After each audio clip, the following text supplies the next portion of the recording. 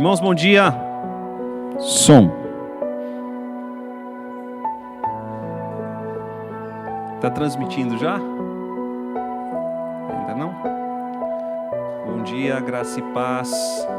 Que Deus abençoe a todos vocês, meus irmãos.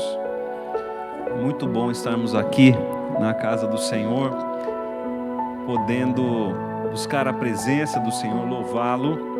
E também, nessa manhã especial, temos a Santa Ceia do Senhor. Que Deus abençoe todos aqueles que estão acompanhando online. Que Deus fale ao coração de todos. Meus irmãos, algum pedido de oração? A Dona Santa já me passou os seus pedidos de oração. Orar pela sua irmã, pela Érica. E também pela viagem que ela vai fazer na quinta-feira para São Paulo. Limeira, né, Dona Santa? Para Limeira, Hélio Lafayette. Alguém mais, meus irmãos, pedidos de oração? Precisou ser internada. A Dona Ana Mariana, membro da nossa igreja, foi internada com Covid, né? Vamos estar orando. O irmão do presbítero Ismael, Hélio, vai fazer um procedimento cardíaco, né?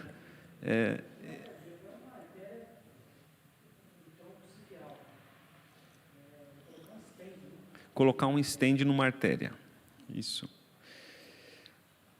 Mais alguém, meus irmãos? Pedidos de oração? Ok. Vamos orar, queridos. Pai bendito e santo, em nome de Jesus, colocamos diante de Ti as nossas orações. Sabemos que o Senhor é Pai, como diz a oração dominical, Pai nosso que está nos céus. Por isso, Pai, nós buscamos a Tua presença, a Tua face. Colocamos diante de Ti os nossos desejos, ó Deus, as nossas petições, pela oração e pela súplica, a fim, ó Pai, de não andarmos ansiosos por coisa alguma. Colocamos, Pai, diante de Ti as petições da Dona Santa. Oramos, ó Deus, pela sua irmã e pela Érica, sua sobrinha.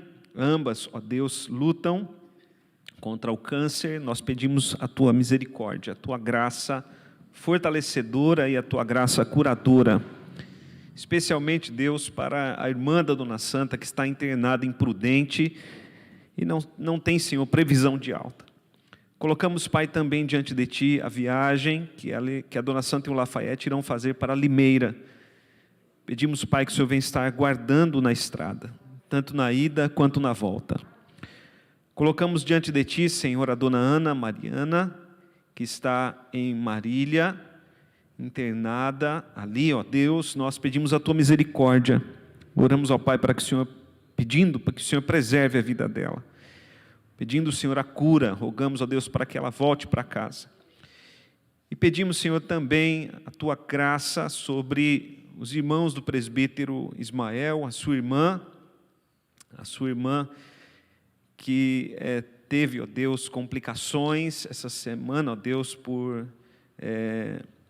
derrame, ó Pai. Nós pedimos, em nome de Jesus, a Tua misericórdia, Pai, sobre ela. Pedimos, Pai, que o Senhor venha estar ajudando a Tua filha. Ela, Senhor, está bem, glória a Ti por isso, Pai, não houve nenhum problema, mas nós pedimos, Pai, que isso não volte a acontecer. E pedimos, Pai, também pelo Aélio, em nome de Jesus, que o Senhor esteja abençoando esse procedimento médico, Pai, que ele vai fazer. Pai, nós colocamos tudo diante de Ti, Tu és o nosso Pai. Pedimos, Senhor, a Tua bênção para o Teu povo, fortalece e anima a Tua igreja. Em nome de Jesus oramos. Amém. Meus irmãos, vamos colocar em pé, vamos estar cantando um hino ao nosso Deus, hino de número 300. Ismael, eu esqueci o nome da sua irmã, Arlene, me deu um branco na hora. É a Arlene, porque os irmãos podem confundir, né? Porque tem a Arlene e tem a Aracélia, né? É a Arlene.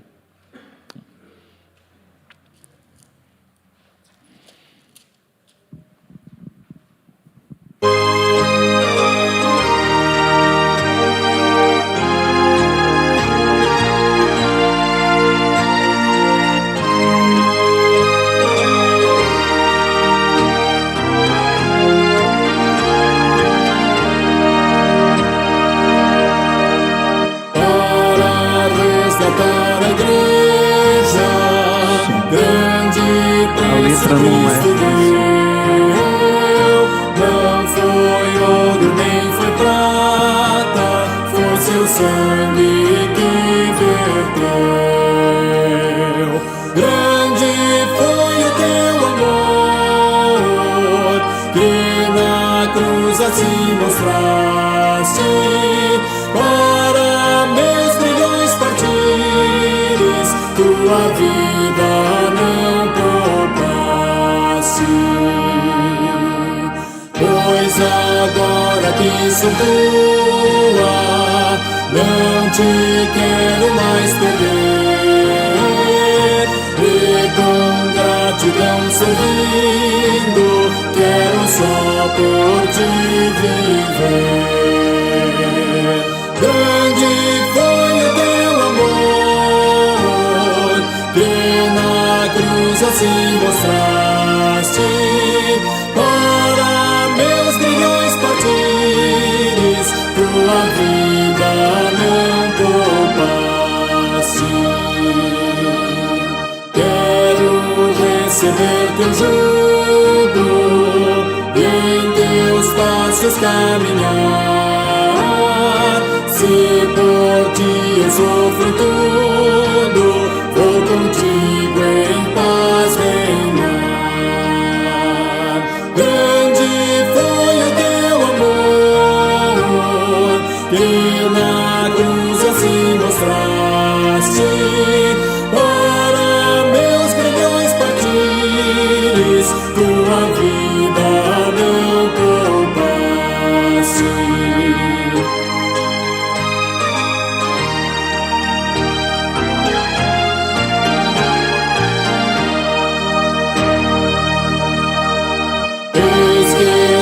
Aqui na terra, esperando teu voltar.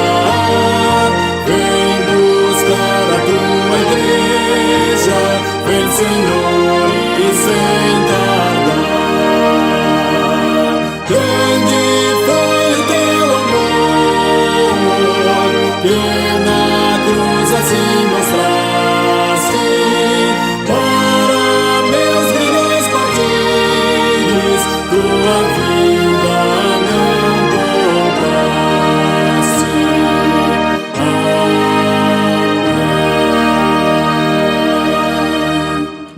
Vamos sentar, meus irmãos.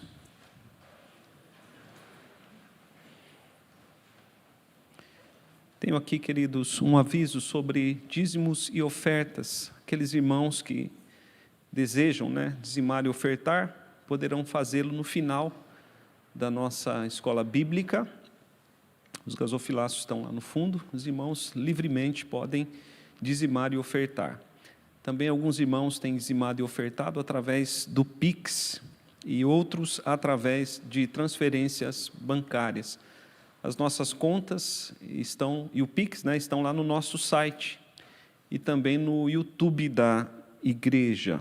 No culto de hoje à noite, nós vamos voltar a ter um momento de entrega de dízimos e ofertas que nós não temos já há mais de um ano em nossa igreja. O nosso conselho havia determinado fazer assim, mas agora o conselho decidiu que é preciso voltar a ter esse momento, como parte importante do culto.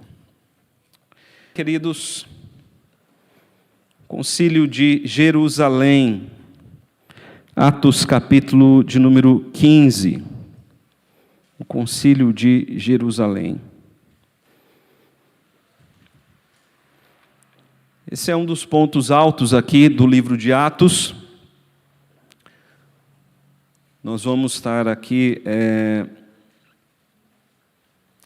vendo as decisões importantes desse concílio, e vamos ver também a importância dos concílios, especialmente para a nossa denominação, que é a Igreja Presbiteriana do Brasil, é uma igreja conciliar. Nós temos o conselho, que é um concílio menor, depois temos o presbitério, depois temos o sínodo e o supremo concílio, ou seja, a nossa igreja, a nossa denominação, é uma denominação que funciona dessa maneira, funciona por concílios. A igreja que funciona por concílios, ela funciona de maneira a sua organização uma organização representativa, ou seja, o concílio ele representa o povo. Então, daqui parte também o sistema presbiteriano. Nós já vimos, né, que o livro de Atos ele menciona os presbíteros. E aqui, nesse concílio, nós vamos ver como também faz parte, como a nossa igreja é organizada, porque, como dissemos, a nossa igreja é organizada por concílio. Vamos orar, queridos, e vamos ter a lição. Pai, em nome de Jesus, nós colocamos diante de Ti esse momento, Pai, de estudo da palavra, e pedimos, Pai, que o Senhor esteja falando aos nossos corações pela Tua palavra e pelo Teu Espírito, ó Deus. Edifica, ó Deus, as nossas vidas, que nós possamos, Pai, ser avivados pelo Teu poder, pelo poder do Espírito Santo. Espírito Santo, o Senhor que é Espírito de conhecimento, Espírito de sabedoria, enche-nos com Teu conhecimento, enche-nos da Tua sabedoria. Espírito Santo, dá-nos força. Espírito Santo, pedimos a Ti, que nesses dias, Pai, tão difíceis, que a Tua igreja, Pai, seja cheia de Ti, conduzida pelo Senhor. Nós oramos em nome de Jesus. Amém. Meus irmãos, pedi para passar ali o próximo slide. Então, nesse primeiro slide aí, você vê o concílio, né? Volta lá, fazendo favor. Você vê aí o concílio. Coloquei esse desenho, porque nós acreditamos, irmãos, que o primeiro concílio ele foi, de fato, dessa maneira, muito simples. A igreja, quando nós olhamos para o cristianismo, o seu início, e depois mesmo no seu começo, né, nos primeiros séculos, o cristianismo sempre foi muito simples. Então, às vezes, a gente vê fotos, né, se você procurar fotos do Concílio de Jerusalém, você vai ver lá muita pompa. Não, foi feito com muita simplicidade. Os apóstolos, eles eram pessoas simples. Os presbíteros da igreja eram pessoas simples. Então, o Concílio de Jerusalém foi dirigido assim, com muita simplicidade. Eu acho que esse desenho aí retrata bem como foi o Concílio de Jerusalém. Próximo slide. Qual foi o problema tratado nesse concílio? O problema foi a salvação. Era um problema que dizia a respeito da salvação. Salvação pelas obras da lei, ou salvação somente pela fé em Jesus Cristo. Esse foi o problema tratado e discutido ali no concílio. Então veja ali Atos capítulo 15, vamos ler os primeiros versículos, os versículos 1 e 2. Alguns indivíduos que desceram da Judeia ensinavam aos irmãos. Deixa eu me explicar isso aqui. Esses indivíduos, eles desceram da Judeia, eles vieram ali da região de Jerusalém, da Judeia, e eles estavam descendo por onde os apóstolos haviam realizado a primeira viagem missionária. Então, Barnabé e Paulo haviam feito a primeira viagem missionária, e agora esse pessoal estava descendo da Judeia, passando por onde os apóstolos haviam feito a primeira viagem missionária, onde os apóstolos haviam plantado ali novas igrejas, novos crentes, e esse pessoal estava dizendo aos novos crentes que eles precisavam ser circuncidados e observar toda a lei de Moisés, se eles quisessem ser salvos. Ou seja, esse pessoal estava ensinando que a fé em Jesus, que aquilo que Jesus havia feito na cruz não era suficiente para a salvação. Era preciso, além de crer em Cristo, também ser circuncidado e observar toda a lei de Moisés. Ou seja, aquilo que os apóstolos haviam feito, eles estavam desfazendo. Então veja ali os versículos 1 e 2, mais uma vez. Alguns indivíduos que desceram da Judéia ensinavam aos irmãos, ou seja, as novas igrejas plantadas por Barnabé e Paulo, e eles ensinavam o seguinte: se não vos circuncidardes segundo o costume de Moisés, não podeis ser salvos. Então a questão era a questão referente à salvação. E veja só o versículo de número 2. Tendo havido da parte de Paulo e Barnabé contenda e não pequena discussão com eles. Então, Paulo e Barnabé, quando encontraram essas pessoas, eles começaram a lutar com elas, eles começaram a discutir com elas, porque essa questão era uma questão de primeira importância, era uma questão que dizia respeito à salvação. E veja ali o versículo 2. Resolveram que esses dois, ou seja, Paulo e Barnabé, e alguns outros dentre eles, subissem a Jerusalém aos apóstolos e presbíteros com respeito a essa questão. Então veja que a coisa foi tão difícil, né, de ser resolvida, que as igrejas ali, as novas igrejas plantadas por Paulo e Barnabé, resolveram o seguinte: olha, Paulo e Barnabé, vocês vão de volta lá para Jerusalém, alguns nossos aqui vão com vocês, e lá vamos ter uma reunião lá com os apóstolos e com os presbíteros lá em Jerusalém, e a gente precisa resolver essa questão. É preciso circuncidar e obedecer tudo que Moisés disse ou não? Então essa questão precisa ser resolvida, essa questão precisa ser bem discutida. Então voltem lá e reunidos os apóstolos com os irmãos, então que resolvam essa questão e tragam a decisão. Versículo de número 3. Enviados, pois, até certo ponto e acompanhados pela igreja, atravessaram as províncias da Fenícia e Samaria, e narrando a conversão dos gentios, causavam grande alegria a todos os irmãos. Tendo eles chegado a Jerusalém, foram bem recebidos pela igreja, pelos apóstolos e pelos presbíteros, e relataram tudo o que Deus fizera com eles. Insurgiram-se, entretanto, alguns da seita dos fariseus que haviam crido, dizendo: é necessário circuncidá-los e determinar-lhes que observem a lei de Moisés. Próximo slide. Então, meus irmãos, a questão aqui é bem clara, né? Os cristãos, eles precisam observar a lei de Moisés. Nós precisamos observar toda a lei de Moisés, e é preciso a circuncisão para sermos salvos, ou crer no sacrifício vicário de Jesus é suficiente para a nossa salvação? E a grande pergunta que fica é: Jesus já fez tudo, ou ele fez uma parte e nós precisamos fazer a outra parte? Jesus construiu toda a ponte de salvação, ou ele construiu só meia ponte e a outra metade da ponte nós construímos? Porque essa pergunta aqui, essa indagação, veja o versículo de número 5.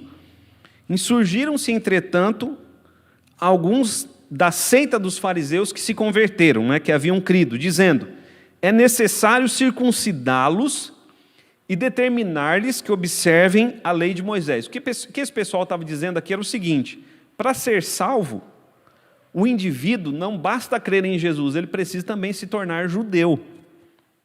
Essa era a questão aqui.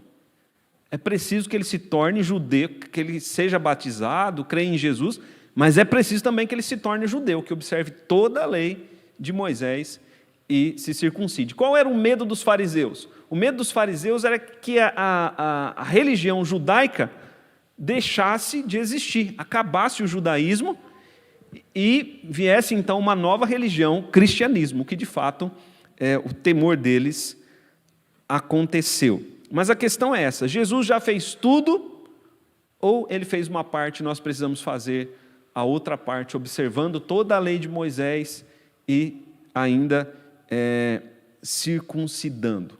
Então veja que essa questão, ela não foi uma questão facilmente resolvida, foi uma questão muito debatida. Foi preciso reunir um concílio, né, para que a questão fosse sanada. Veja ali o último parágrafo, diz assim, o último parágrafo do slide. Alguns acreditam com propriedade, né, com argumento, que foi nesse período a discussão, nesse período, entre a discussão com os judaizantes e o concílio de Jerusalém, que Paulo resistiu a Pedro face a face. Lembra que Paulo resistiu a Pedro face a face? Isso aconteceu aqui, no versículo 2, veja ali o versículo de número 2.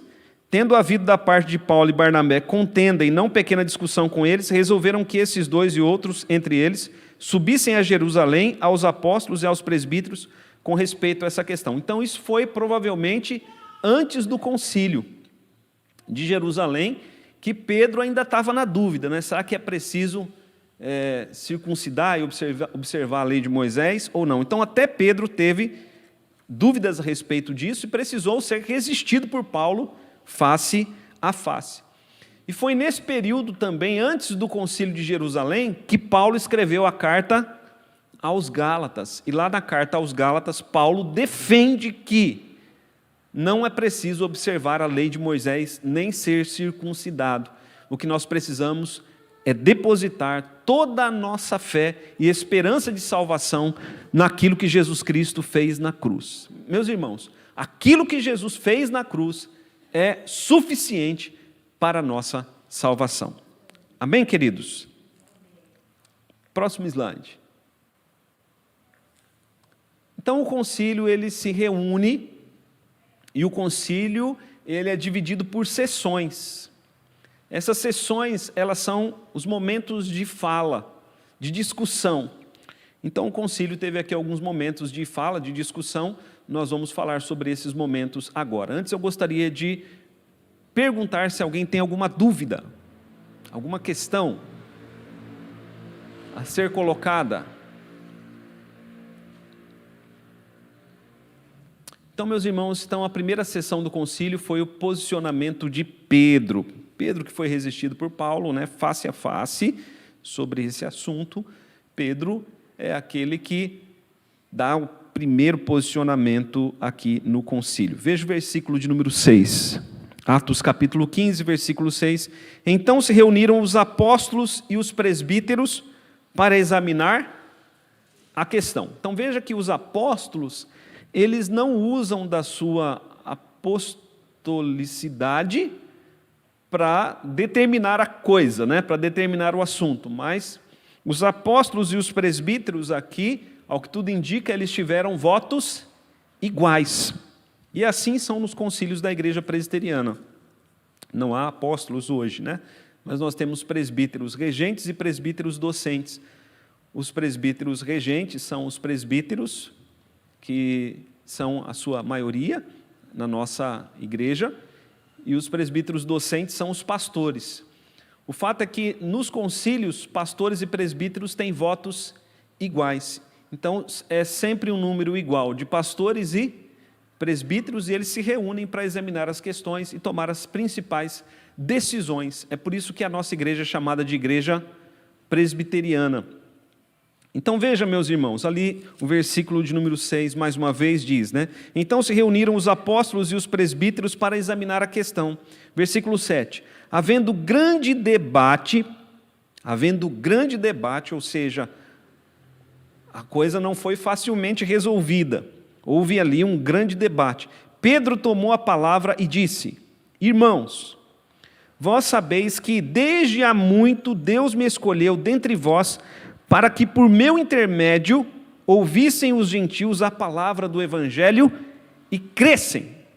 Ora, Deus que conhece os corações lhes deu testemunho, concedendo o Espírito Santo a eles, como também a nós nos concedera, e não estabeleceu distinção alguma entre nós e eles, purificando-lhes pela fé o coração.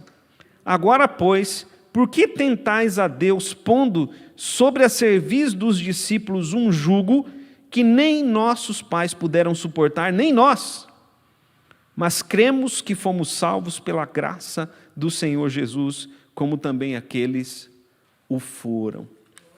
Então Pedro, ele toma a palavra no concílio, e o que Pedro diz? Pedro diz que ele foi apóstolo dos gentios.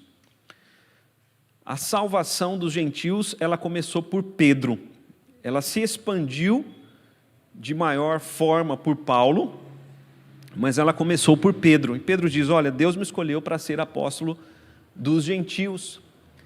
Pedro começa o seu discurso assim. Pedro diz que tanto os judeus como os gentios receberam o Espírito Santo da mesma forma. Os irmãos se lembram que o derramamento do Espírito aconteceu sobre os judeus lá em Atos capítulo 2. Mas depois, lá em Atos capítulo 10, com Cornélio, e ali Pedro teve toda aquela visão do lençol, onde Deus mostra por ele através do lençol, que havia todo tipo de animais no lençol. E Deus diz para Pedro: mata e comes. Aquilo que Deus purificou não consideres comum, né? Nem imundo. Ali Deus estava mostrando para Pedro que ele estava purificando não animais, mas homens. E nós vimos ali a salvação de Cornélio e da sua família, que eram os gentios. Ou seja, e eles receberam o Espírito Santo. Tanto os judeus como os gentios receberam o Espírito Santo igualmente. Amém, queridos? Não há distinção, Deus não fez distinção. Os primeiros a receberem o Espírito Santo foram os judeus, mas depois o Espírito Santo veio para os gentios, veio também para nós. Pedro mostra que os gentios tiveram o seu coração purificado pela fé. A purificação do coração, que era uma promessa de Deus lá do Antigo Testamento, que Deus purificaria os corações dos homens.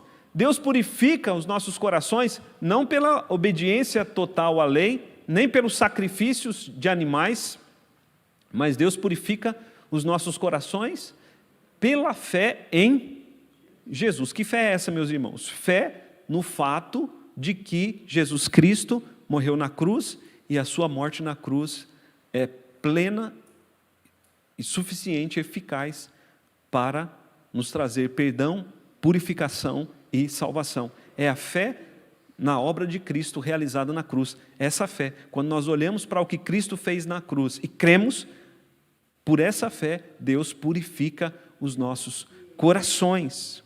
E veja que interessante isso, meus irmãos, essa expressão purificação do coração aponta para a santificação. Aqueles que Deus salvou, Deus não apenas salvou, mas Deus purificou o coração. Deus nos deu um novo coração, agora temos uma nova vida, uma vida purificada pela fé em Jesus. E Pedro mostra que o caminho de salvação pela lei é um jugo insuportável. Agora, ele diz isso ali no versículo 10, veja novamente. Agora, pois, por que tentais a Deus? Veja que Pedro coloca tentar ser salvo pela lei como uma tentação a Deus, porque é algo de fato impossível para o homem. Agora, por que tentais a Deus, pondo sobre a cerviz dos discípulos um jugo que nem nossos pais puderam suportar, nem nós? Então veja que a salvação, tentar ser salvo pela lei, pelas obras da lei, pela obediência perfeita à lei, é um jugo insuportável, é impossível. Mas cremos, versículo 11, que fomos salvos pela graça do Senhor Jesus, como também aqueles o foram. A salvação é pela graça, mediante a fé somente. Meus irmãos, no Antigo Testamento não era diferente. Nós precisamos entender isso. No Antigo Testamento, a salvação também era pela graça mediante a fé. Se os irmãos observarem ali o versículo 11, né, Pedro vai mostrar que tanto a salvação dos gentios, dos judeus, como dos judeus, como dos gentios, é pela graça mediante a fé. Porque nós já dissemos aqui que o Antigo Testamento, qual era o fim da lei no Antigo Testamento? O fim da lei no Antigo Testamento era o sacrifício. Porque o judeu tentava cumprir a lei, não conseguia cumprir a lei, então ele tinha que fazer o sacrifício. E quando o judeu fazia o sacrifício, ele entendia que, fazendo aquele sacrifício, ele receberia de Deus a graça e o perdão. Mas esses sacrifícios do Antigo Testamento, eles apontavam para o sacrifício último e perfeito de Jesus Cristo. Então, os judeus do Antigo Testamento, eles observavam o sacrifício. Nós observamos o sacrifício, que é o sacrifício realizado na cruz por Cristo. Então, em última forma, a salvação nunca foi pela obediência perfeita à lei. A salvação sempre foi pela graça mediante a fé. E Pedro deixa isso claro aqui em seu discurso. Alguém quer fazer algum comentário, meus irmãos?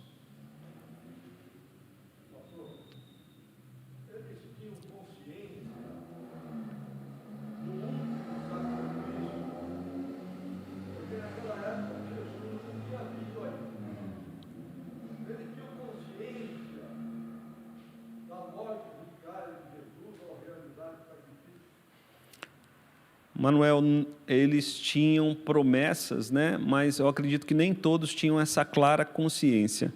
O presbítero Manuel perguntou se todos os judeus tinham a clara consciência de que Jesus viria e realizaria, né, o sacrifício. Eu acredito que não.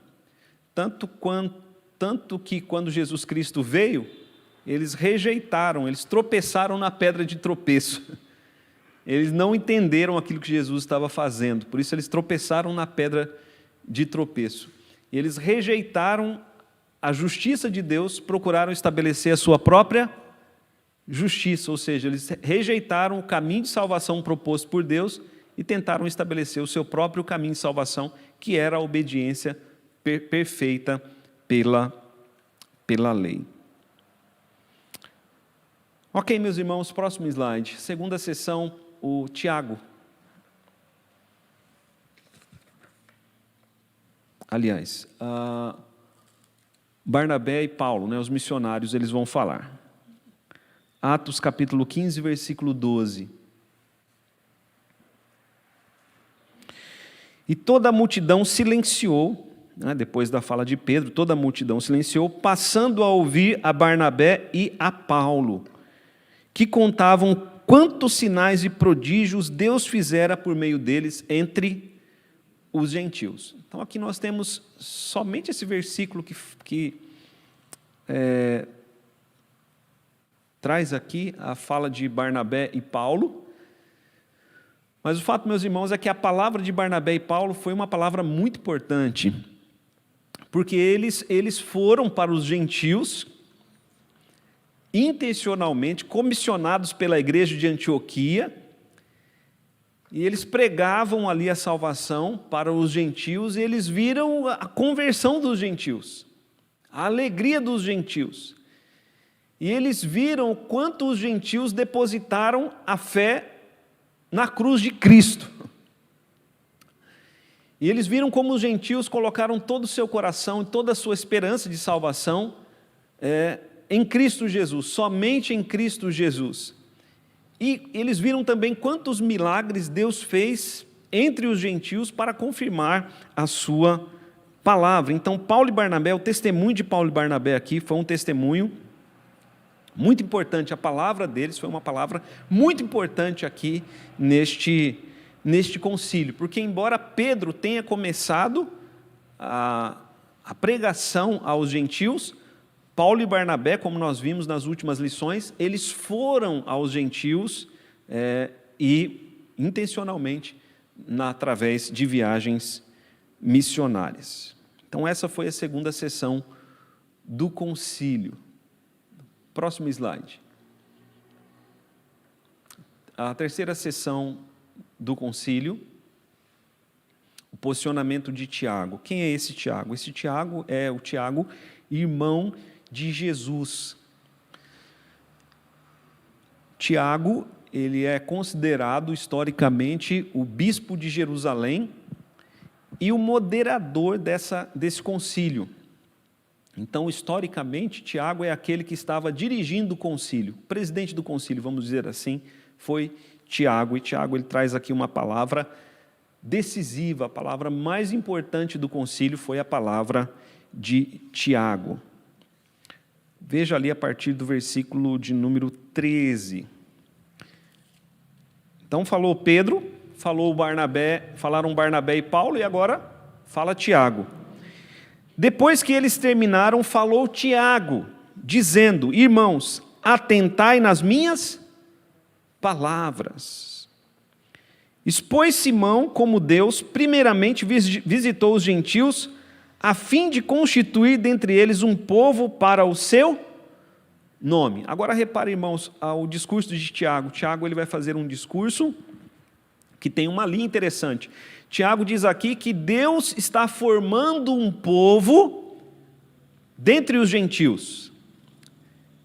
Quem era o povo de Deus no Antigo Testamento? Israel. Amém, irmãos? O povo de Deus no Antigo Testamento era Israel. Então Deus estava partindo de uma nação para um povo. De um homem Deus formou uma nação, de Abraão Deus formou uma nação, que é Israel, mas agora Deus está formando de várias nações um povo. Deus não está mais partindo de Israel, embora a salvação dos gentios começa por onde? Começa por Israel. Os judeus é que vão evangelizando os gentios. Deus está formando dentre todos os gentios agora um povo. Isso, meus irmãos, é maravilhoso, porque quando nós vemos a cultura evangélica, nós vemos que a cultura evangélica, embora haja diferença entre as denominações, ela é a mesma por todas as nações. Os nossos missionários, eles testemunham que quando eles vão por outras nações e eles encontram um cristão, eles se sentem em casa. É como se eles estivessem na sua pátria, porque eles encontraram ali alguém que é do seu povo. Nós somos um povo, queridos. Nós somos um povo, embora um povo composto por pessoas de várias nações. Veja ali o versículo de número 15. Conferem com isto as palavras dos profetas, como está escrito. E aqui Tiago vai citar Amós capítulo 9. Você pode ler depois na sua casa, né? Conferem com isto as palavras dos profetas, como está escrito. Cumpridas estas coisas, voltarei e reedificarei o tabernáculo caído de Davi, e levantando-o das suas ruínas, restaurá-lo-ei, para que os demais homens busquem o Senhor, e também todos os gentios sobre os quais tem sido invocado o meu nome, diz o Senhor, que faz estas coisas conhecidas desde os séculos. Como que a gente interpreta isso aqui? Tiago está dizendo que antigamente havia um tabernáculo. O tabernáculo, nós sabemos, ele foi construído por Moisés, lá no deserto. Depois do tabernáculo construído por Moisés, Davi deixou a ordem para Salomão construir o templo. O templo substitui o tabernáculo.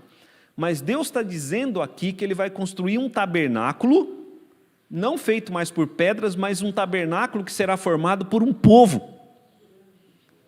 Veja o versículo de número 16. Cumpridas estas coisas, voltarei e reedificarei o tabernáculo caído de Davi, levantá-lo-ei das suas ruínas e restaurá-lo-ei.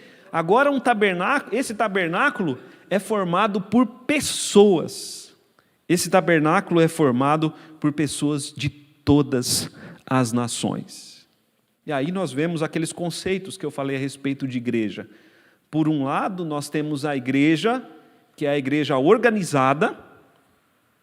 A igreja, a Bíblia vai falar de igreja como pequenas igrejas, né, organizadas, compostas por presbíteros, por diáconos, por pastores. Isso são igrejas organizadas, porque a igreja precisa ser organizada. Mas por um lado, a igreja também ela é as pessoas. Cada pessoa é uma parte da igreja de Cristo onde ela está. E por um lado também, a igreja ela é uma igreja invisível. Ela é um povo espalhado por todo o mundo. E aí, queridos irmãos, Deus está restaurando o tabernáculo de Davi, não mais através de pedras, mas agora sim através de um povo. E é Deus quem faz isso. Veja o versículo 18. Diz o Senhor que faz estas coisas, e faz estas coisas conhecidas desde os séculos. E Tiago continua o seu discurso.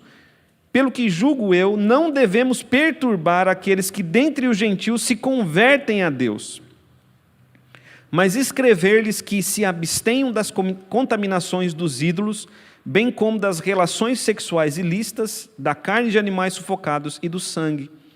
Porque Moisés tem em cada cidade, desde tempos antigos, os que o pregam nas sinagogas, onde é lido todos os sábados.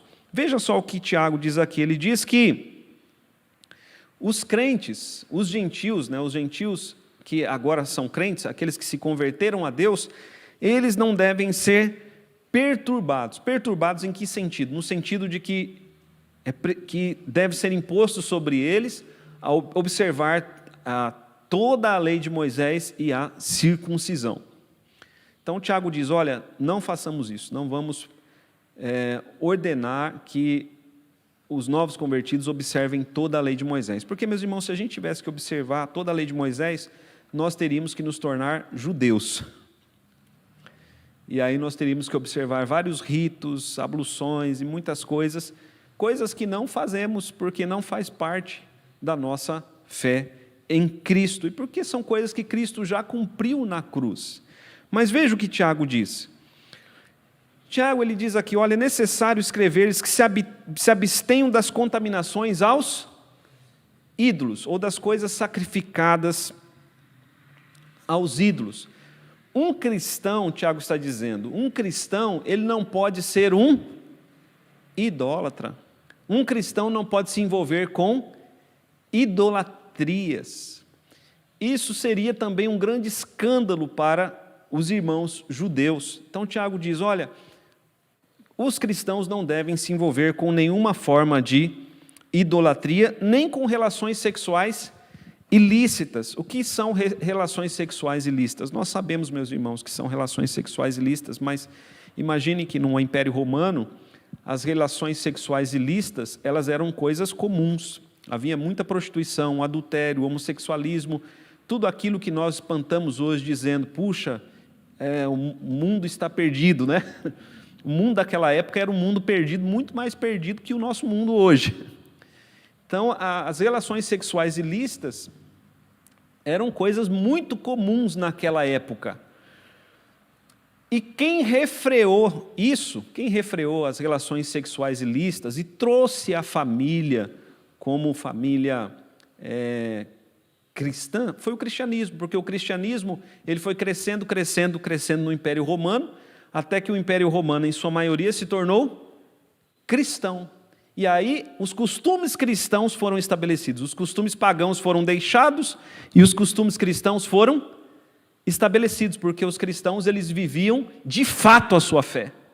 Uma pessoa, quando se convertia, ela deixava todo tipo de relações sexuais ilícitas. Agora, o que nós estamos vendo em nossos dias é que o mundo cristão, naquela época, o mundo pagão se tornou cristão. Agora, o mundo cristão está se tornando pagão. Então, Tiago diz, olha, as relações sexuais ilícitas, elas não podem ser praticadas. Por quê, queridos irmãos? Porque Deus já purificou o nosso coração da idolatria, Deus já purificou o nosso coração em Cristo das relações sexuais ilícitas, que nós sabemos que através dessas relações sexuais ilícitas, a família pervertida, o núcleo principal da sociedade é pervertido, e isso traz muito prejuízo e destruição não só moral, mas para todas as áreas da vida. Então são orientações importantes que Tiago dá aqui nesse discurso dele, que são importantes também para nós hoje. E ele diz ali, da carne de animais sufocados e do sangue. Disso também é preciso se abster. Então, esse foi o discurso de Tiago. Próximo slide. Sim.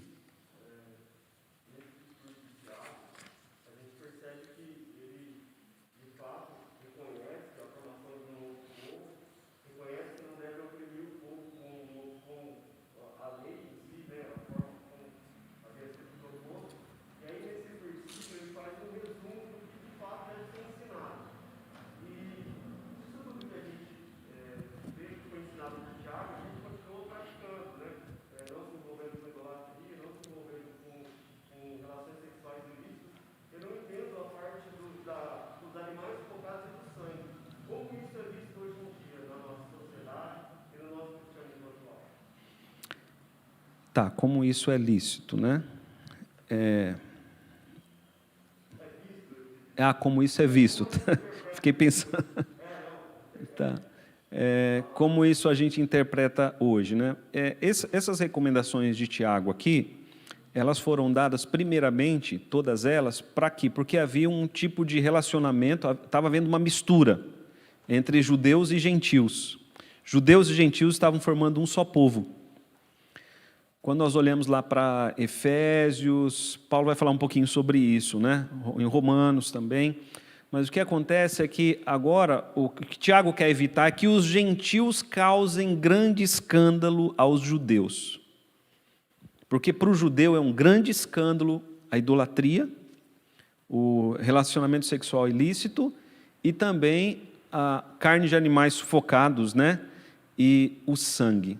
Então, primeiramente isso, porque senão, vamos dizer assim, Tiago fez aqui uma pequena lei, e nós vamos ver que isso aqui o concílio não coloca como lei, mas como recomendação. Mas vamos lá.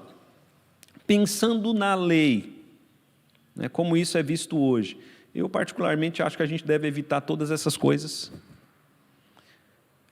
Não só porque pode escandalizar os irmãos judeus, porque hoje temos muitos irmãos judeus convertidos ao cristianismo, sim, sempre houve, mas porque essas coisas, meus irmãos, são coisas que entristecem de fato o coração de Deus.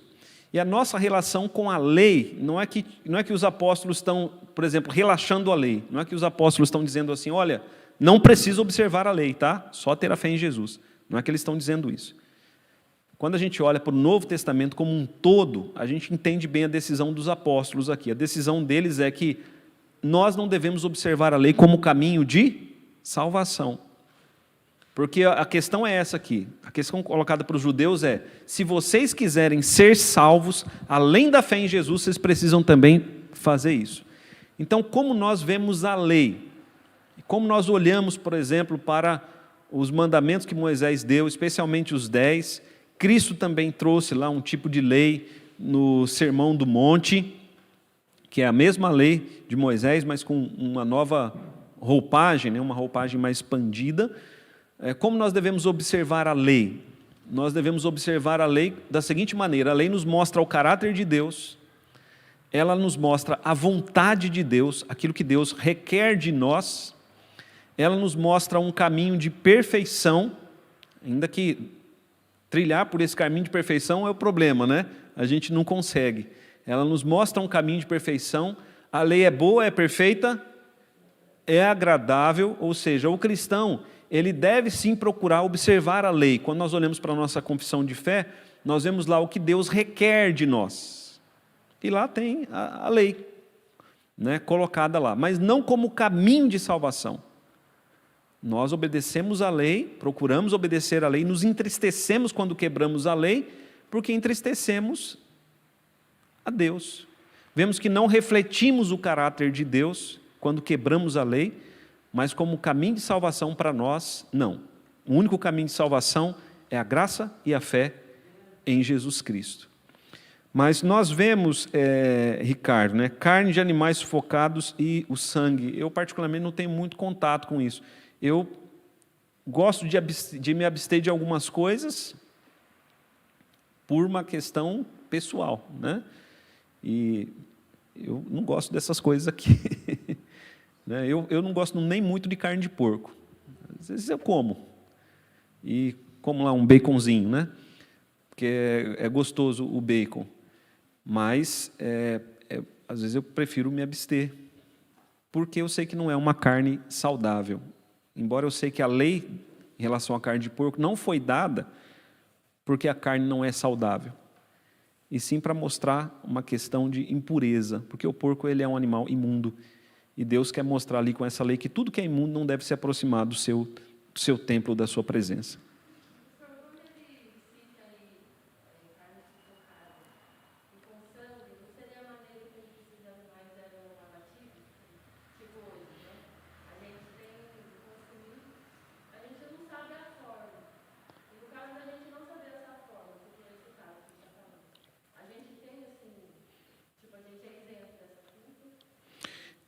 Nós não vamos levar sobre nós nenhuma culpa, porque Jesus já tomou sobre si todo o nosso castigo, né?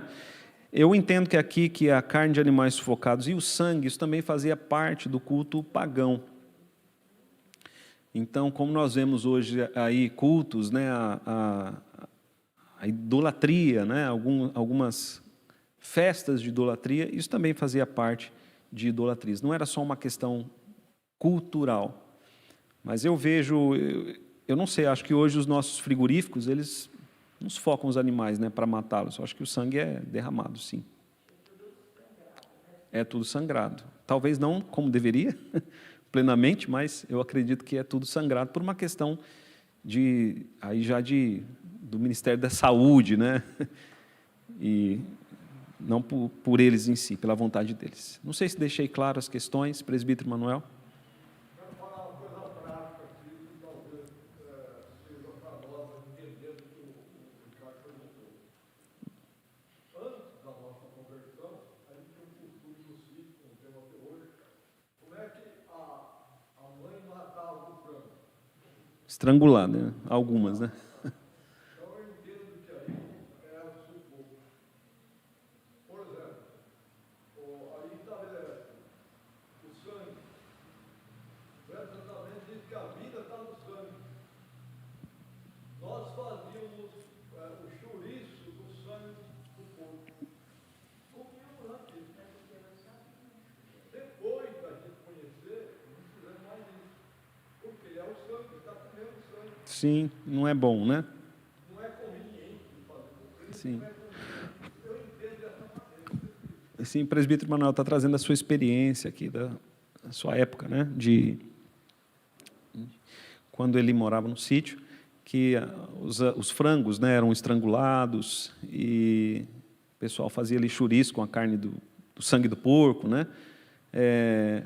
Então, é isso mesmo, faz referência também a isso. Acho que engloba tudo, né? Quando eu era menino, fazia como menino, agora, né, me tornei para como é que é? Me tornei homem, né? Penso agora como homem. Então, era a mesma coisa, quando comia o sangue, agora a gente não come mais, né? Sim. Irmãos, vamos lá. A decisão do concílio. Vamos encerrar aqui o nosso estudo. Né? Decisão do concílio. A partir do versículo 22. Então pareceu bem aos apóstolos e aos presbíteros, com toda a igreja. Então veja que aqui é uma reunião maior, né? Aqui você tem apóstolos e presbíteros. Esses é que tomaram a decisão. E agora, junto com a igreja, eles enviam Barnabé e Paulo e mais alguns irmãos. Mas a decisão foi tomada pelos apóstolos e presbíteros. Versículo 22, novamente. Então, pareceu bem aos apóstolos e aos presbíteros, com toda a igreja, tendo elegido homens entre eles, enviá-los juntamente com Paulo e Barnabé a Antioquia. Foram Judas, chamado Barsabás, e Silas, homens notáveis entre os irmãos. Escrevendo por mão deles, os irmãos, tanto os apóstolos como os presbíteros, aos irmãos entre os gentios em Antioquia, Síria e Cilícia, saudações. Visto sabermos que alguns que saíram de entre nós, sem nenhuma autorização, vos têm perturbado com palavras, transtornando a vossa alma, pareceu-nos bem, chegados a pleno acordo, eleger alguns homens e enviá-los a vós outros, com os nossos amados Barnabé e Paulo. Homens que têm exposto a vida pelo nome de nosso Senhor Jesus Cristo. Enviamos, portanto, Judas e Silas, os quais pessoalmente vos dirão também estas coisas. Pareceu bem ao Espírito Santo e a nós, não vos impor maior encargo além destas coisas essenciais, que vos abstenhais das coisas sacrificadas a ídolos, bem como do sangue, da carne de animais sufocados e das relações sexuais ilícitas. Destas coisas fareis bem se vos guardardes saúde. Os que foram enviados desceram logo para Antioquia e, tendo reunido a comunidade, entregaram a epístola. Quando a leram, sobremaneira se alegraram pelo conforto recebido. Judas e Silas, que eram também profetas, consolaram os irmãos com muitos conselhos e os fortaleceram. Tendo-se demorado ali por algum tempo, os irmãos os deixaram voltar em paz aos que os enviaram. Mas pareceu bem a Silas permanecer ali. Paulo e Barnabé demoraram-se em Antioquia, ensinando e pregando com muitos outros a palavra do Senhor. Então, Então, qual foi a decisão do concílio, meus irmãos? A decisão do concílio, resumidamente, foi essa que está aí no slide. Salvação pela fé e não por obras da lei. A salvação, a questão da salvação é somente pela fé em Cristo. Eles não discutem aqui o lugar da lei para nós, né? Mas a lei não tem lugar na nossa salvação. A lei não acrescenta a nossa salvação. A nossa salvação é pela fé em Cristo. A nossa obediência à lei demonstra que temos o coração purificado, transformado, que o Espírito Santo de Deus age em nós, mas não acrescenta nada à nossa salvação. A decisão ela foi escrita. Então os irmãos perceberam que a decisão aqui ela foi debatida, resolvida e escrita. Isso é um ponto interessante, porque o Espírito Santo poderia ter dado ali uma revelação para eles, alguma visão, alguma coisa, mas não. O Espírito Santo deixou que conduziu, né? A coisa foi resolvida entre os apóstolos, entre os presbíteros, conduzidos pelo Espírito Santo. É por isso que eles dizem, pareceu bem ao Espírito Santo e a nós. Por que pareceu bem ao Espírito Santo e a nós? Porque eles eram homens cheios do Espírito Santo. E a decisão que foi tomada ali foi uma decisão conduzida pelo Espírito. Os gentios devem guardar testemunho, ou seja, bom testemunho. Nós somos salvos pela graça e pela fé. Nós vamos viver no pecado? Não. Se alguém está vivendo no pecado, não foi salvo. Porque salvação não é apenas algo que nós vamos ter, mas salvação é algo que já aconteceu em nós. Salvação é uma mudança de vida operada em nós pelo Espírito Santo. Aqueles que foram salvos foram transformados pelo Senhor. O concílio enviou representantes oficiais. Aí aqui a gente vê a igreja se oficializando, porque ali no versículo de número, deixa eu ver aqui, né? Versículo 24 diz assim, veja o versículo 24. Visto sabermos que alguns que saíram de entre nós sem nenhuma autorização, vos têm perturbado com palavras transtornando a nossa alma. Então, aqui a igreja começa não é qualquer um que fala em nome da igreja. Não é qualquer um que fala em nome da igreja. A igreja, ela é o corpo de Cristo. E o corpo de Cristo reunido, através dos presbíteros e dos apóstolos, é que fala em seu nome. Então aqui alguns saíram falando sem nenhuma autorização. Então aqui a gente vê a igreja se organizando como corpo, né, como instituição. E a decisão do concílio trouxe aos gentios alegria e conforto. Próximo slide. Aplicações, rápidas aplicações. A porta de salvação foi aberta aos gentios de todo o mundo. Amém, queridos? Isso quem fez foi Deus, foi o Espírito Santo.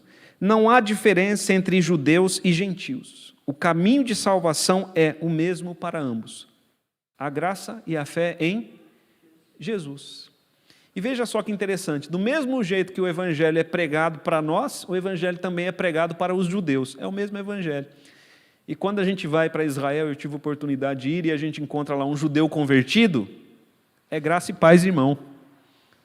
Porque nós somos um só povo em Cristo Jesus. Não estamos sob o jugo da lei, não como caminho de salvação, e sim como caminho de obediência, temos a lei moral. Nós temos que obedecer à lei, né? A lei moral, a lei que diz sobre os nossos relacionamentos com Deus e com os homens. Temos que obedecer, porque se desobedecemos, nós pecamos, entristecemos a Deus, entristecemos o seu Espírito, mas não obedecemos para ser salvo. Ah, porque você é salvo? Ah, sou salvo porque eu não roubo, não mato, não me prostituo, obedeço toda a lei, tudo que está escrito na lei eu faço desde a minha infância e por isso serei salvo. Não. Se é assim, então você está condenado. Serei salvo porque creio que aquilo que Jesus Cristo fez, a sua obra, toda a sua obra de obediência, na teologia a gente chama de obediência ativa, obediência passiva. Toda a obediência de Cristo é imputada a mim. Eu creio em Cristo e por isso sou salvo. Obedeço toda a lei. Porque eu sei que quando a gente não obedece à lei, a gente abre porta para o inimigo, a gente abre porta para o pecado, a gente entristece a Deus. Então a lei revela o caráter de Deus. Eu sou imagem e semelhança de Deus. Quero viver dessa maneira a glorificar a Deus. Hoje Deus não tem um povo em uma nação, meus irmãos. Mas Deus está transformando pessoas de todas as nações para formar um povo para si. Último slide. Vamos orar, queridos, e vamos nos preparar para a Santa Ceia. Todo aquele que é professo e batizado em igreja reconhecida como evangélica pode participar da Santa Ceia. A Santa Ceia não pertence à Igreja Presbiteriana do Brasil. A Santa Ceia, ela pertence a Cristo, e todo aquele que está em Cristo, todo aquele que é membro de igreja reconhecida como evangélica, pode participar desta mesa conosco agora. Pai querido, em nome de Jesus, nós pedimos a Tua bênção para o Teu povo. Te louvamos, ó Deus, porque somos o Teu povo. E te louvamos, ó Deus, porque pessoas de todas as nações formam o corpo de Cristo, a igreja eleita, a igreja amada, a igreja por quem Cristo morreu na cruz. E agora, Pai, nós estamos diante da mesa do Senhor e pedimos, Pai, a Tua graça para podermos participar desse sacramento. Em nome de Jesus que oramos. Amém. Vamos abrir, queridos, a Escritura em Mateus capítulo 26.